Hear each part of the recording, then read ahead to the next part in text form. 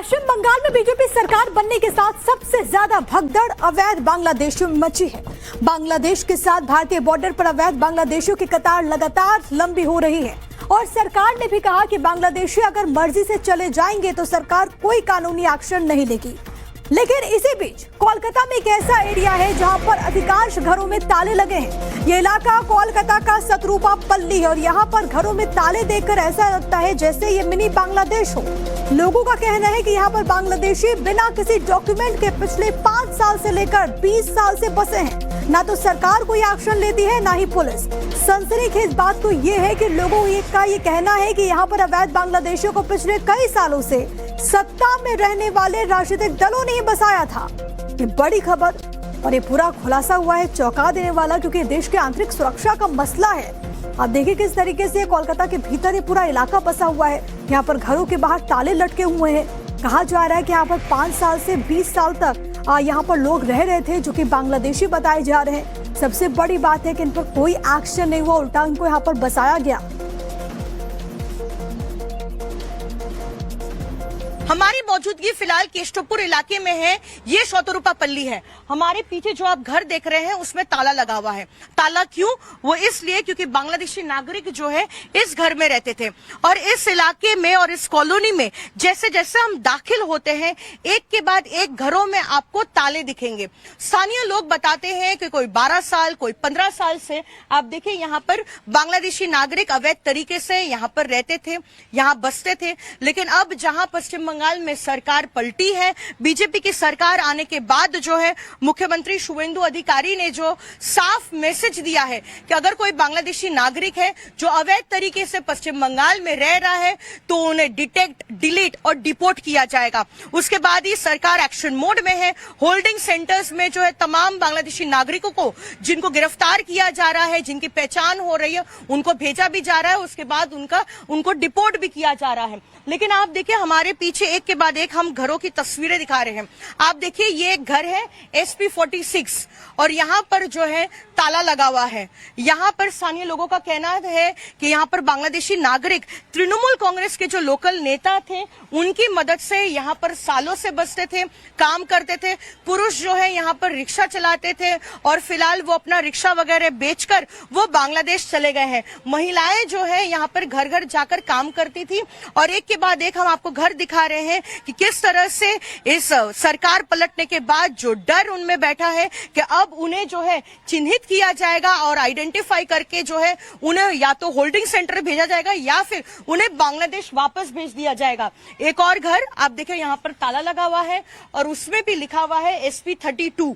उसके बाद पास का एक और घर हम आपको दिखा रहे हैं SP 31। यहाँ पर भी एक घर है जिस पर ताला लगा हुआ है। आप देखिए यहाँ पर ताले लगे हुए हैं यहाँ पर एक के बाद एक घरों में। और जो है SP जो है 31 जो है यहाँ पर आप देखिए कई सालों से यहाँ पर जो लोग रहते थे बांग्लादेशी नागरिक अवैध तरीके से रह रहे थे, अब वो भागना शुरू किए हैं। लेकिन स्थानीय जो लोग यहाँ पर जो हिंदू धर्म का पालन करते हैं उनका कहना है कि बिल्कुल जो है उनकी दिक्कतें बढ़ गई थी पिछले 12-15 सालों में जब उनको परेशान किया जाता था। लेकिन जब पुलिस के पास जाते थे या फिर तृणमूल कांग्रेस के नेताओं के पास जाते थे तो उल्टा जो है उन्हीं पर एक्शन हो जाता था जब वो ये बात करते थे कि जो बांग्लादेशी नागरिक यहाँ पे रहते हैं उनको सताया जाता है। कौन रहता था इसमें? वही बांग्लादेशी मुसलमानरा ছিল আর কি। अच्छा, तो कितने साल से रहते थे ये लोग? वो ठीक नहीं 10, 15, 12 এরকম। अच्छा, तो ये लोग कब घर छोड़कर गए हैं? এই নতুন সরকার হওয়ার পরে থেকে চলে গেছে। तो अभी क्या कारण आपको लगता है क्यों घर छोड़कर भागे? क्या नई सरकार आई इसी का डर है? इसी का डर, नई सरकार के डर से। तो उनको यहाँ पे घर कैसे मिला दादा? इधर से जो पॉलिटिशियन है वो सपोर्ट करता था, जो तृणमूल का पॉलिटिशियन। तो उनको क्या सरकारी सुविधा भी मिलती थी? हाँ सभी मिलते थे।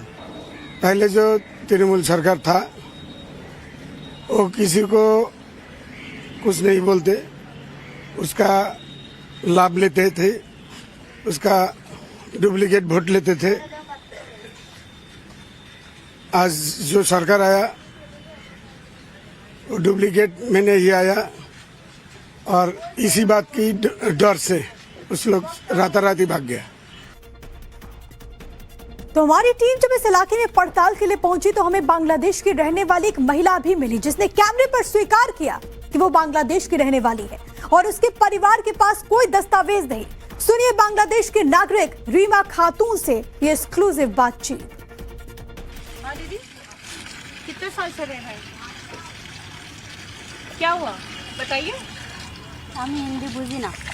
আচ্ছা হিন্দি বোঝেন না? ক বছর আছেন এখানে? ক বছর এই আছেন?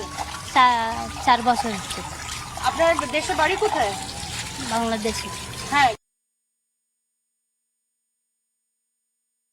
জেলা?